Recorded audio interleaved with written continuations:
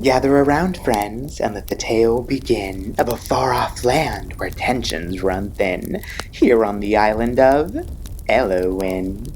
Built by gods playing a game, who hide in the clouds for they desire no fame. Their power imbued the land with magic, from which sprang 5 clans whose relations were tragic. 1,000 years passed of war and famine as they blasted the land with their deadly cannons, until one day 3 elves stood up to say that enough is enough, for there must be a better way. Hey everyone, and welcome back. I'm Alvin of Alvin Inc., and today we're designing my island. I wanted to see if I could build the world that I'm crafting in a story that I'm writing here on Elowyn. So we're heading off on an island building journey, and I'll share with you some of the lore and some of my inspiration for the different regions of my map. My hope is that you can derive some inspiration from my inspiration. So let's get into it. We're starting off building the realm of the Elves. My elves are a little cliche in the sense that they live in a wooded kingdom with cities in the trees, and I intend to represent that by building a treehouse for Diana, who I've designated the elf queen of the island because she's just so regal and magical, and I love her as a villager. And tucked behind Diana's house, I'm building the lake from my story, which has mystical, magical properties and hundreds of butterflies fluttering all around it. I've never built a lake before, so I think it'll be a fun little challenge. And the last major design in my elf realm is the elf palace, which I'm tucking far away towards the back of the island. When I build it in the game, I'll draw from the elegant core theme and make it feel kind of regal and upscale.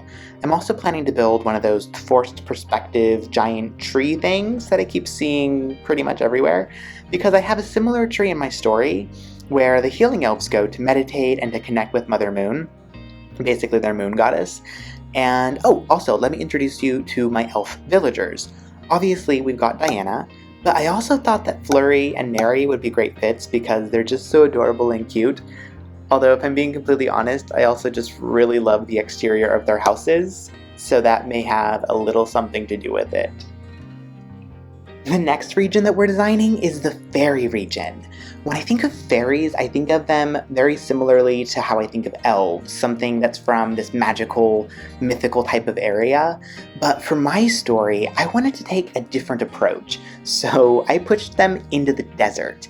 Originally, they lived in the woods where the elves live now, but during the 1,000 years of war, the fairies basically got shoved out of the woods and were forced to settle in the desert. I really like this little dried up river design, which is supposed to represent the reality that the magic is dying in the world, and I decided to make the fairy realm surrounded by a magical river that's really narrow and slow flowing, which again is supposed to represent the weakening magic of the world. And for my villagers in this region, I currently have Gale and Fuchsia. These two are excellent villagers for the fairy theme, and overall I'm just really excited to make a fairy-themed desert area, because it's not something I've seen before.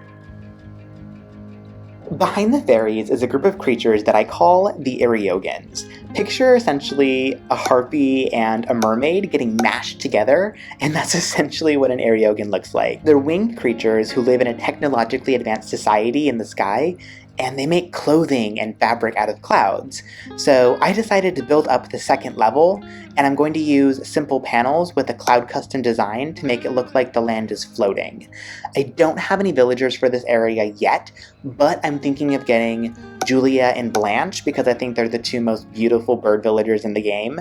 And I was also thinking Flora if I can't find one of those two, but we'll have to wait and see who I find on my next few dreamy hunts. The last region of Elowyn that we're building is for another new group of creatures that I call the Grundralians. Essentially, picture a really tall dwarf made out of clay, without the beard, and then bake them at 10,000 degrees. Basically, they're cookies. And because they're creatures made of earth, I was drawn to the Junglecore theme for their region, and I even challenged myself to make a volcano where their palace will be. Recently, I visited the dream address for Miarain, and I love her elevated jungle pathway. So what I decided to do was to build a jungle on the bottom level between my volcano and essentially my second level walkway, and that's to make the volcano feel like it's more distant and hard to get to.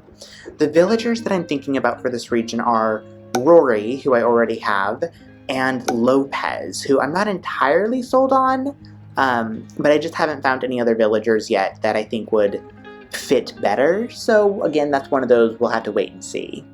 And here is the finished design. It doesn't match up perfectly with my actual island structure, but I think it's a great springing board to spring off of into my designs. Let me know what your favorite area on your island was to build, and let's all inspire each other. Also, at the end of my next few videos, I'm going to start showing clips of my progress designing Elowyn.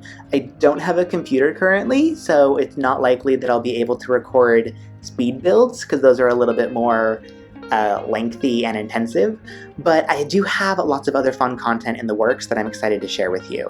So thank you all so much for watching. I hope you enjoyed reviewing my design of Elowyn with me, and got some cool ideas for your own islands. I'll see you in the next one. Bye!